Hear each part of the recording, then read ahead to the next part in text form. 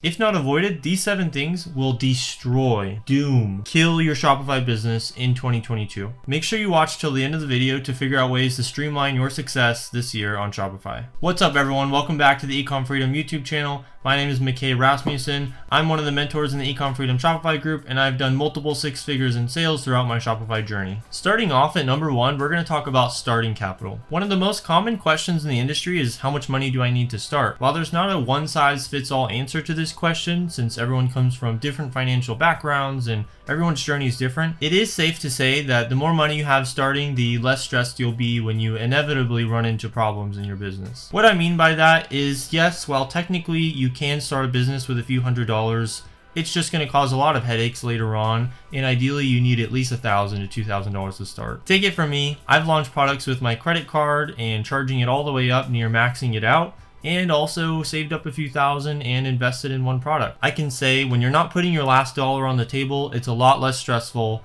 and it will allow you to make better decisions for you and your business. Remember that running a business is a marathon, not a sprint. Another issue I've seen is people just wanting to blow their startup capital on things that really don't move the needle and really don't need to have a ton of money invested. What I mean by that is people spending hundreds and hundreds of dollars on logos and high MOQs of products that have no sales validation and they have no idea if they're going to sell or not. Moving forward, the next thing that will completely derail your business while setting fire to every dollar you've saved is launching products that are nearly guaranteed to fail. What do I mean by this? No more massage guns. A common mistake beginners make is not understanding the fundamentals of what makes a successful product. Luckily, the students in the Ecom Freedom courses have not only a checklist of things that make up a successful product, but also a free product check service where they can submit their product to be checked by the team to mitigate the risk when starting out and make sure they're on the right path for moving forward. You need to be looking for products that solve a problem, have a wow factor, and have room for improvement or an untapped market that you can get in. Some ways I like to spend time looking for products and scrolling through TikTok.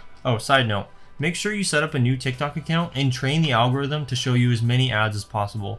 How you can do this is just setting up a new account, and every time you get an ad, like the video and visit the website. That way, the more you do it, the feed will just give you more and more ads. In addition to TikTok, I also like browsing Google Shopping and typing in random keywords until I find something that keeps me from scrolling. Moving on to number 3, low quality photos and scammy websites. Okay, seriously, we're in 2022. This is not 1999 eBay, where you can just list a low quality photo and sell something. You need, let me rephrase, you absolutely need high quality photos that will help your site convert. The nice thing about investing in photos is you own them forever and you can repurpose a lot of these photos for advertising use. And remember earlier when I talked about starting capital, this is where you want to be spending it, not on overpriced $200 Fiverr logos. High quality photos will help build trust amongst your customers and increase your overall conversion rate. Moving on to number 4, run your KPIs. It's actually that easy. I see this all the time.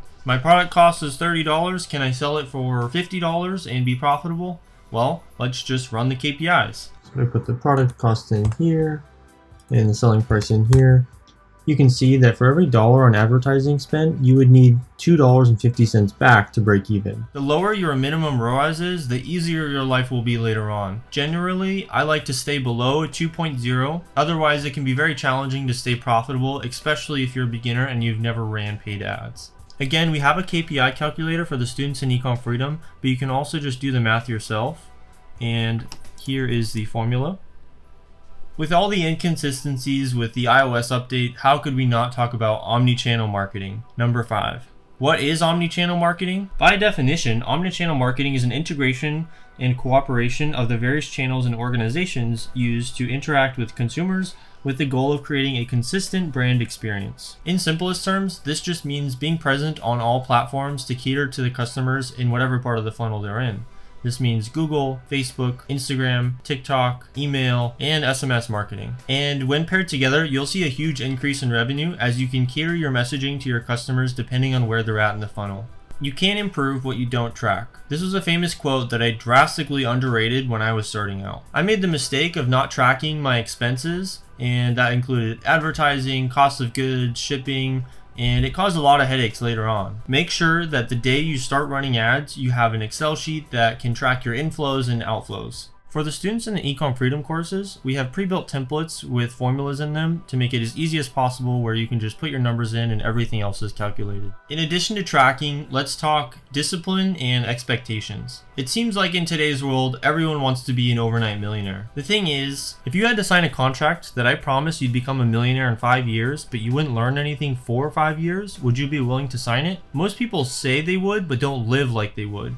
Everyone starts over every 90 days thinking they found the next thing that's going to get them there, whether it's cryptocurrency or NFTs. The reality is the slow gradient will get you there. Skills, traits, and beliefs all compound, and that is what yields crazy outsized returns that makes it seem like overnight success. So just tell yourself mentally that it's not if, but when. It may not be your first product, second product, or third product, but if you keep at it, you will find success. The last point we're going to talk about today is general stores. Building a general store is a one-way road back to your 9 to 5, where you'll be questioning yourself, why did I build a general store? Again, we're in 2022. One product niche stores is what we teach at Ecom Freedom and what you should be building. Check out my last video for tips on building the best branded store with examples of great branding. A few tips here is make sure your website is optimized for mobile. And essentially when you're on your page building app, I use Pagefly, so shout out to Pagefly. Typically you'll start out on all device view or desktop view, which is fine. And you'll notice that when you're designing your website, it might look good on desktop, but when you switch over to mobile view, some of the buttons just get messed up, and this happens often. So my trick or workaround for this is just highlighting the section as a whole and just hiding it on mobile, and then using this button here, save section to library. Now I've already saved a maximum of 20, but in essence, essentially, so that's saved, and what you'll do is go back to your save library, and you can see here it is saved. So I'll drag it in. So you should have 2 at this point, but on the second one, you actually want to reverse and hide it on everything besides mobile, and that way when you go back to mobile, we can go here, styling, and turn the size down. And now me changing this size won't affect the desktop, tablet, or laptop view, and this is only for the mobile view. So a quick little tip there, you can use it to make sure your mobile site is optimized. And in addition to this, make sure your product page has reviews on it. If you don't have reviews, just get family or friends to take pictures of their product. And you can also use something like Ali Reviews, which imports reviews and you can change them out. These are the top 7 easy to avoid mistakes that I see when beginners are starting out. If you like this video and want to see more like it, hit the like button, hit the subscribe button, and we'll get you all the latest information on everything e-commerce, whether it's Amazon, Shopify, Mindset, we have it all. See you next time.